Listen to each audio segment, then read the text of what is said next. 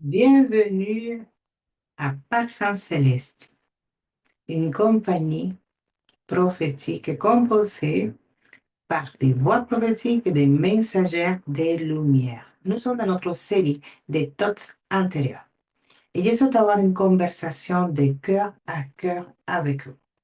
Ça va vous aider à mieux comprendre quel est le processus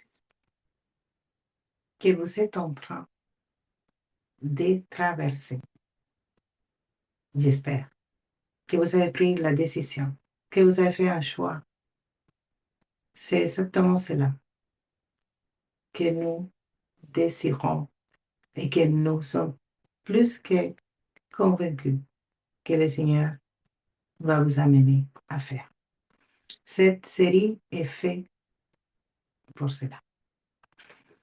Pas pour vous informer, pas pour vous enseigner, pas pour vous donner des idées. Non, non, non. Notre but est clair. C'est de que vous soyez complètement transformés.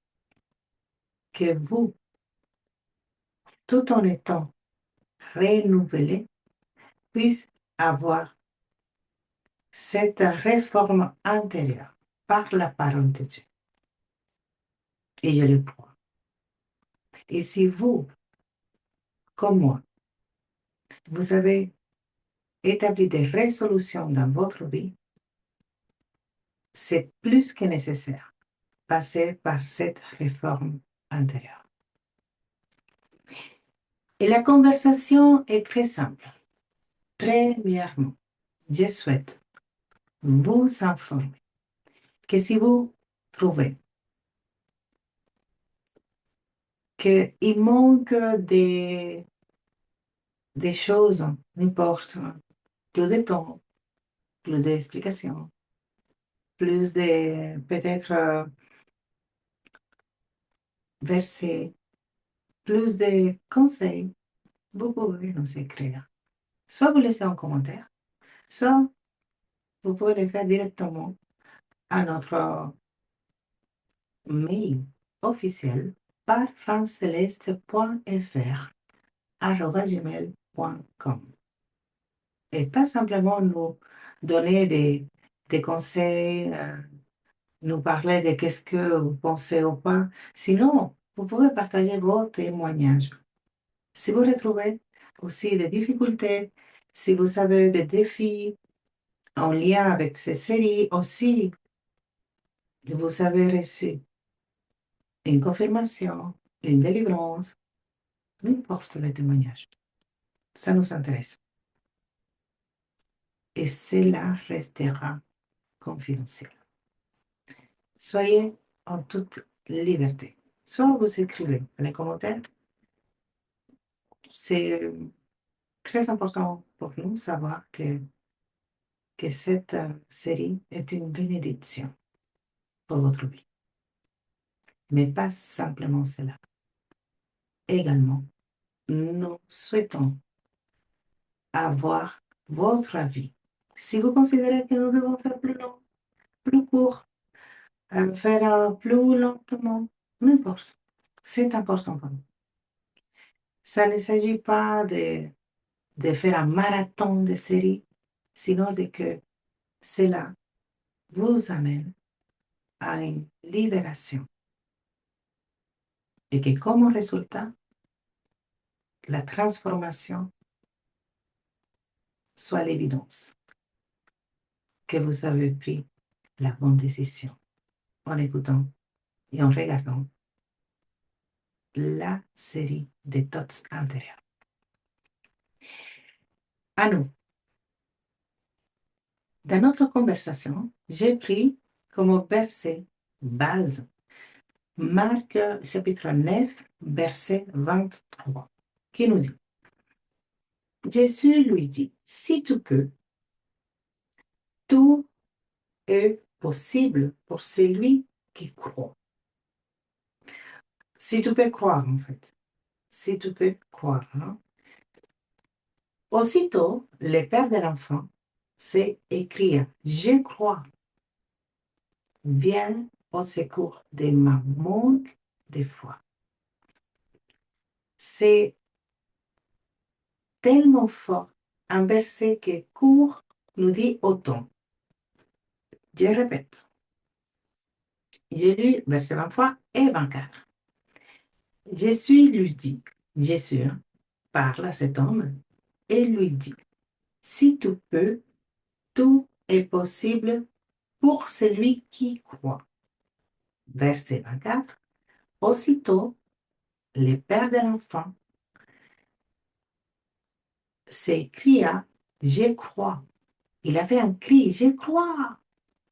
Vienne au secours de mon manque de foi. Comment c'est possible que cet homme dit, je crois. Et après, tout de suite après, hein, à l'instant même d'avoir dit, je crois, il demande l'aide à Jésus, viens au secours de mon manque de foi. Il croit ou il ne croit pas? Pourquoi c'était important pour Jésus que cet homme, avant que le miracle se produise, il déclare, je crois. Et comment nous devons interpréter cela?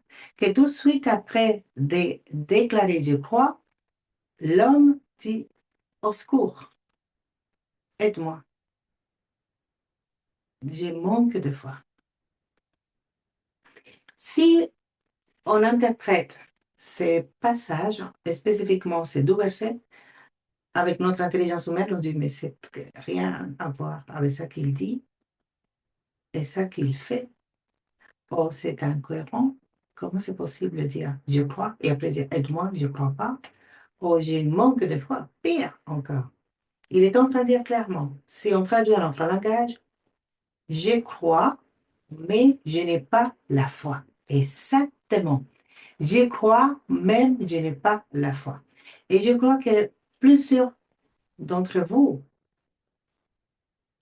dans un moment donné, soit avant de commencer cette réforme intérieure, au milieu, n'importe, mais je sais que vous avez passé par là.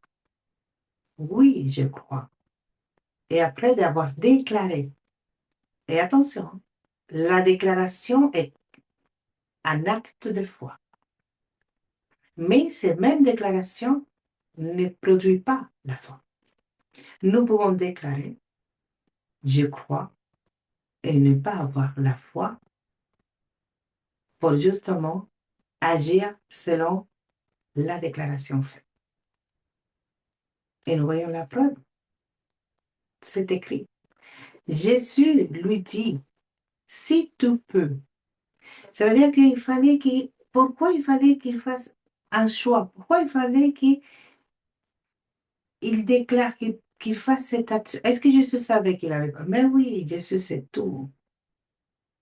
Mais quand même, il a fait dire, déclare, je crois. Mais la 12e déclaration est plus forte. Aide-moi. Je déclare que je crois, mais je reconnais que je n'ai pas la foi pour maintenir ma déclaration. Et si nous parlons de cette réforme intérieure, et si nous avons pris la décision, d'accord, on fait un choix. J'ai choisi passer par la réforme intérieure. C'est fait. Je me dispose, je suis déterminée.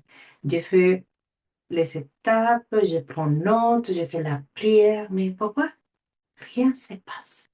Pourquoi il y a l'impression d'être encore dans un état d'âme, de cœur, de pensée, qu'on pourrait même parfois penser que c'est pire que celui-là que j'avais? Pourquoi? Pourquoi, à un moment de commencer, j'étais persuadée que c'est exactement cela qu'il me fallait.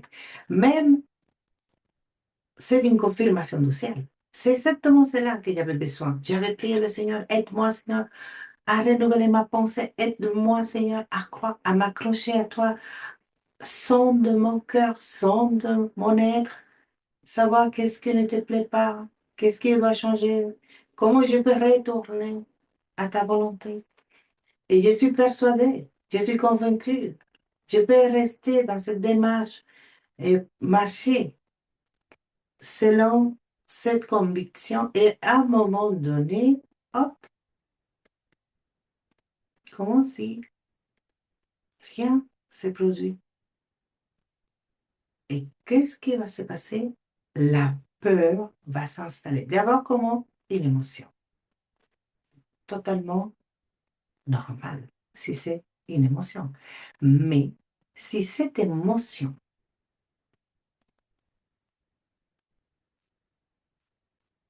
devient une menace pour notre vie spirituelle, c'est une alerte.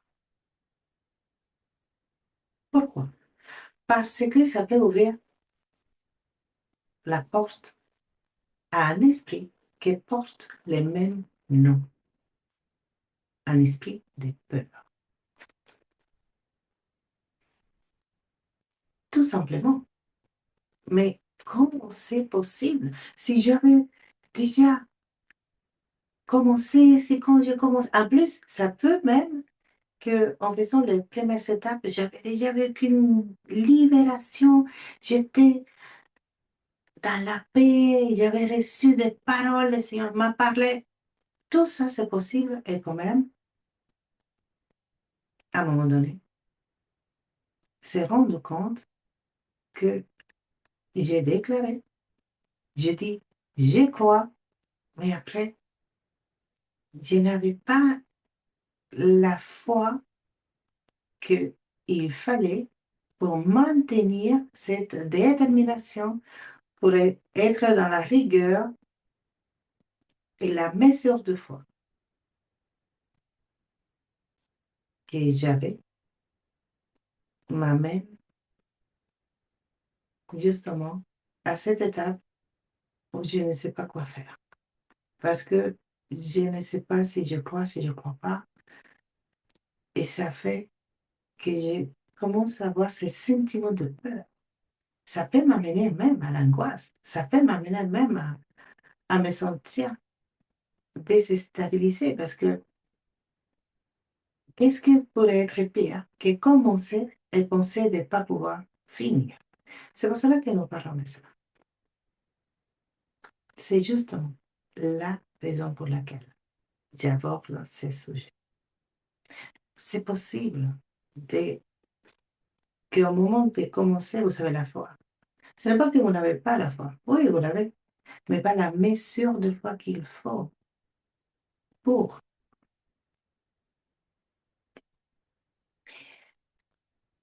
Et je souhaite justement vous lire 2 Corinthiens, chapitre 4, verset 13, qui dit, j'ai cru, c'est pourquoi j'ai parlé. La même foi nous fait agir. Nous croyons, nous aussi, c'est pourquoi nous parlons. Est-ce que vous avez bien entendu? Nous lisons 2 Corinthiens, chapitre 4, verset 13. Il y a des étapes. J'ai cru, première étape, croire. Au moment que j'ai fait un choix, je crois, oui, cette série est pour moi. C'est exactement cela qu'il me fallait. Je prends la décision de faire. Et à ce moment-là, j'ai cru. Après, c'est pourquoi j'ai parlé. Et je vais déclarer. Et je vais même commencer. Et je vais faire tout ce qu'il me dit, chaque étape. La même fois, la troisième, nous fait agir. Et c'est là que nous avons besoin d'une mesure de foi plus grande. Pourquoi? Parce que croire est la réponse. de notre conviction. Je suis convaincue. Du moment que je suis convaincue, déterminée, je crois. Une réponse. Je fais un choix. Dès que je fais le choix, je commence à croire. Je suis convaincue. Après, selon la foi par laquelle je cru, je parle et je me mets en marche. Mais après, il faut que ma foi soit accompagnée des actions. Et c'est là. C'est là que nous avons l'impression d'être comme, mais qu'est-ce que je n'ai pas compris? Pourquoi j'ai l'impression d'avoir perdu l'enthousiasme, la détermination? Pourquoi je n'arrive pas à avoir cette conviction? Comment quand j'ai décidé de faire la réforme intérieure? Simplement parce que les actions nous demandent une mesure de foi accompagnée, pas simplement des choix et détermination, sinon des constances, des rigueurs. Et c'est là.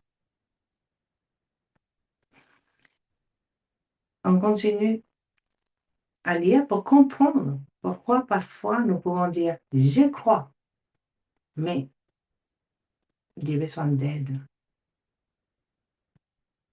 J'ai besoin que Jésus vienne au secours des moments que des fois. Mais j'ai une bonne nouvelle. C'est que 1 Jean, chapitre 5, verset 5 nous dit, qui est vainqueur du monde?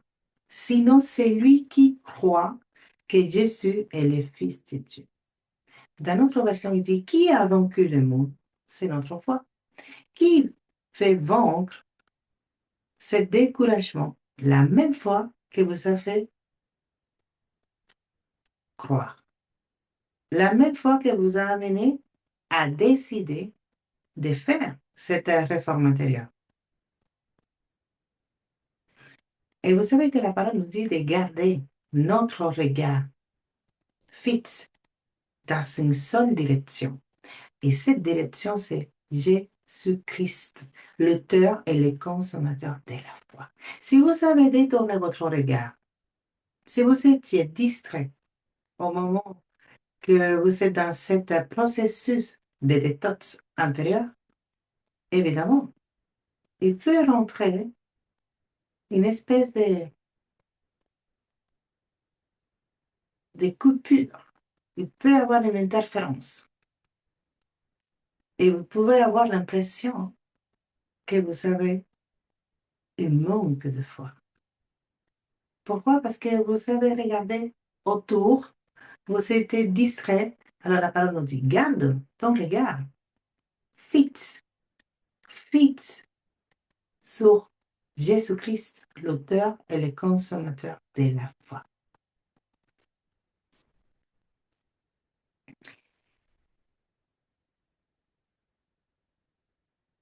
Pourquoi? Parce que la parole te dit que si tu mets ta foi en lui, cette foi va même produire que des fleuves d'eau vive coulent de ton intérieur.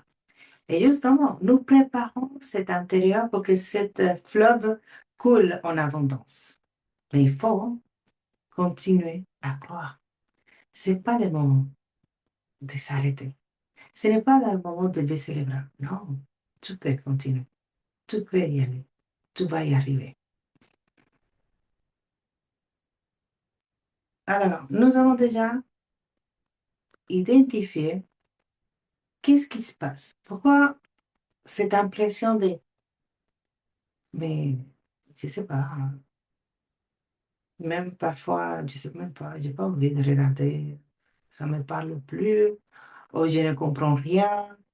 Il faut avoir la foi à chaque temps que vous êtes déterminé à faire la réforme. Parce que qu'est-ce que pensez-vous?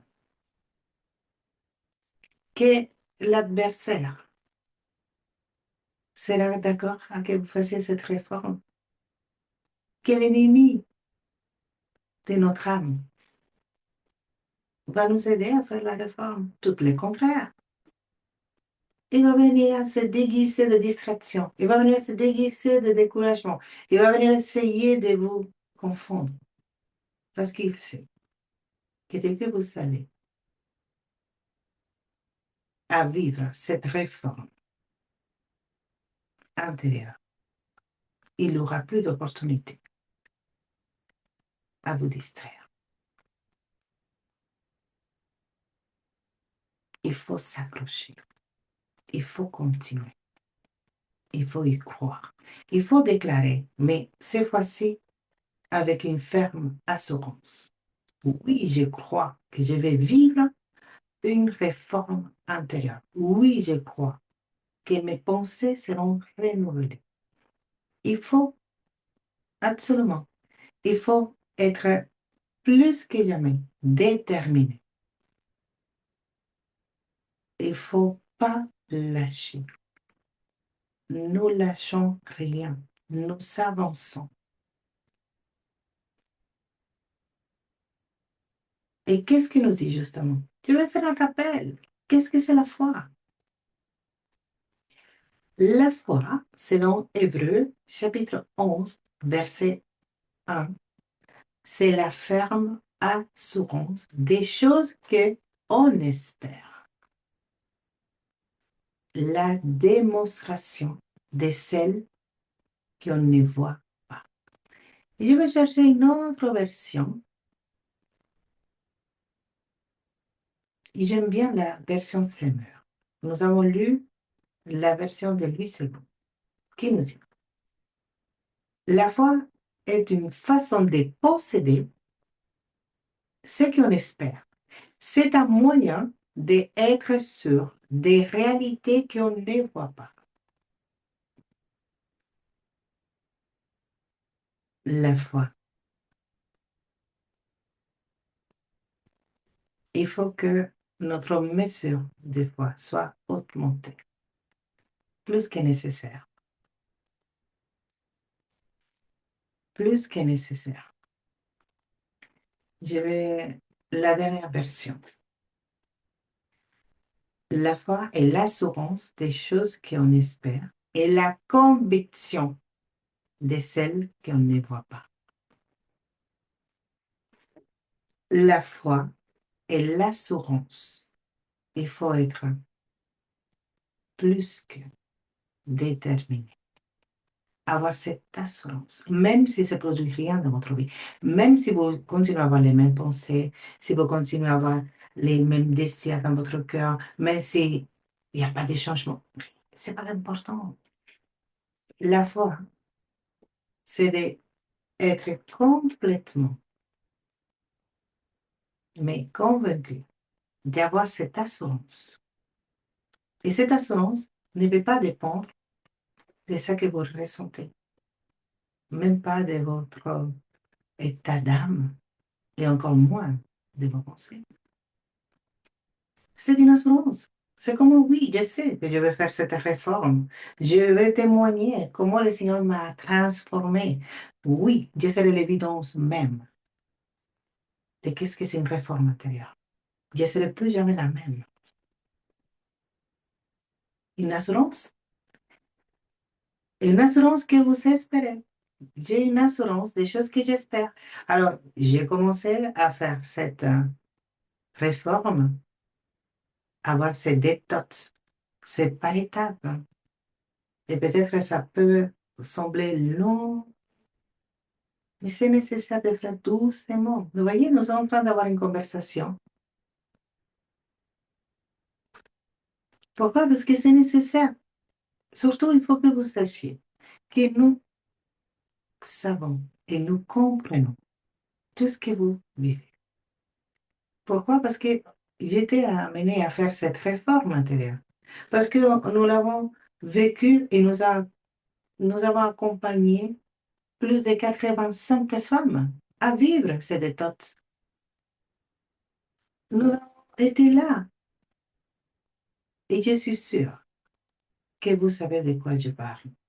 De cet sentiment de penser que vous êtes à l'échec parce que vous ne voyez pas encore les résultats. Vous n'aurez pas les voir tout de suite. Peut-être, vous aurez à avoir un changement d'attitude. Vous aurez à peut-être envisager, mais ce n'est pas automatique. Si c'est en automatique, ce n'est pas une transformation, sinon un remplacement. Et nous ne cherchons pas à remplacer, sinon à transformer. Vous voyez la différence? C'est un processus. La conviction de celle qu'on ne voit pas. Voilà, j'ai rien à rajouter. Je ne vois pas de changement, c'est une conviction.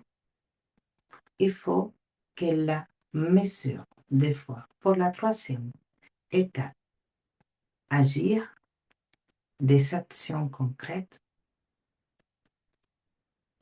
soit augmentée. Je vais prier pour vous, justement, pour que votre foi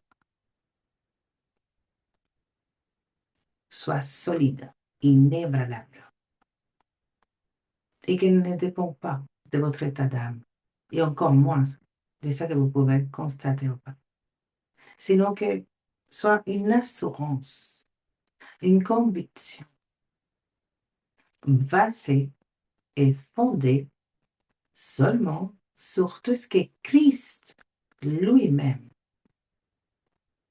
va faire dans votre vie.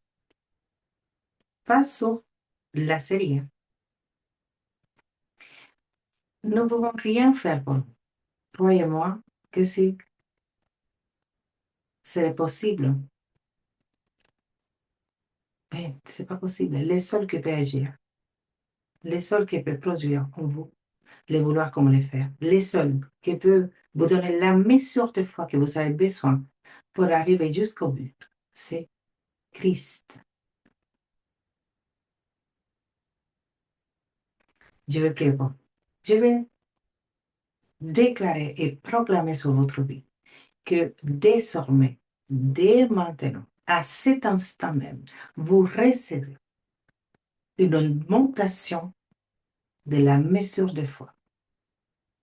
Et que si vous avez cru et vous avez eu cette conviction, maintenant, vous êtes plus que jamais déterminé, convaincu. Vous avez cette assurance. Vous avez une conviction ferme. Oui, on sait lui qui est l'auteur et le consommateur de la foi.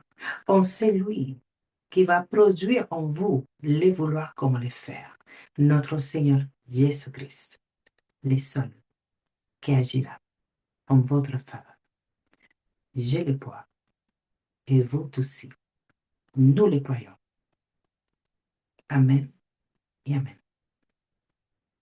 Soyez bénis. À la prochaine étape.